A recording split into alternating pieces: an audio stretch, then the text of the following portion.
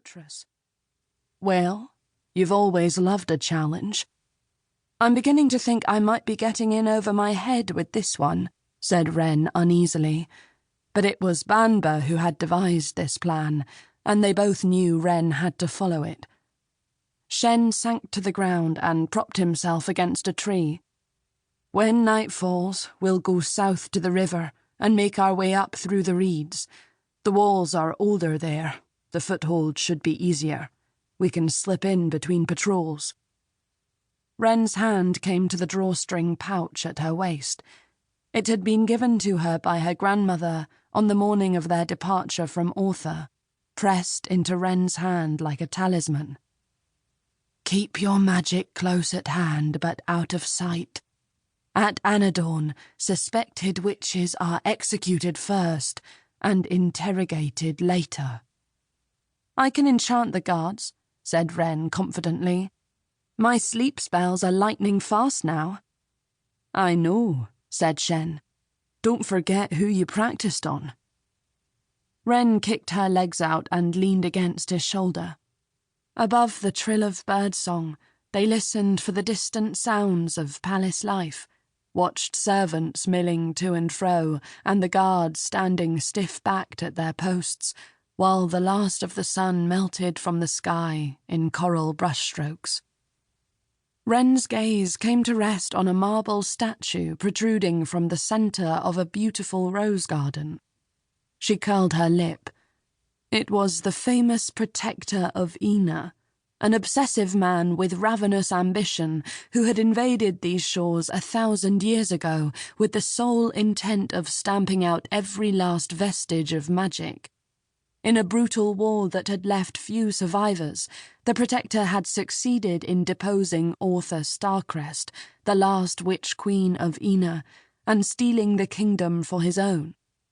And even though he had failed to destroy the population of witches entirely, for how can you cut out the beating heart of a kingdom, the Protector was still worshipped to this day, and his hatred of the witches lived on. Shen followed her gaze. What will you do with that hideous statue when you become queen? He asked.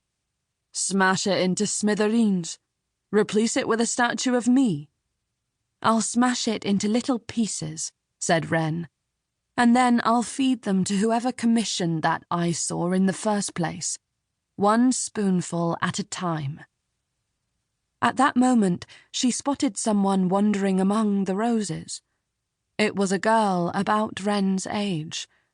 Her dark hair was arranged in loose curls that tumbled all the way to her waist, and she was wearing a fine pink dress with a full skirt. Her dainty chin was tipped to the sky, as though she was lost in thought. Wren stood up without meaning to. Shen tugged on the end of her cloak. Get down. She pointed toward the distant trellises. Do you see that girl? Shen squinted. What about her? That's her. That's my sister.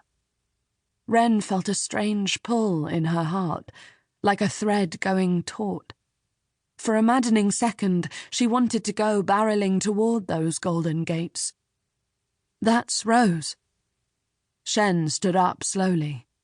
Princess Rose wandering in her rose garden, he said with a low chuckle. I'd say that's as sure a sign as any. Well, that and the fact she appears to have your face. Wren was staring so hard she wasn't blinking. She had grown up knowing she had a twin sister half a world away, but seeing her here in the flesh had rendered her speechless for the first time in her life. Shen turned to her. Don't tell me you're having second thoughts about the plan. In the back of Wren's mind, her grandmother's face hardened. When you get to Anadorn, leave your heart in the forest. A moment of weakness will send us all to ruin. She set her jaw, her gaze still trained on Rose. Never. 2. Rose.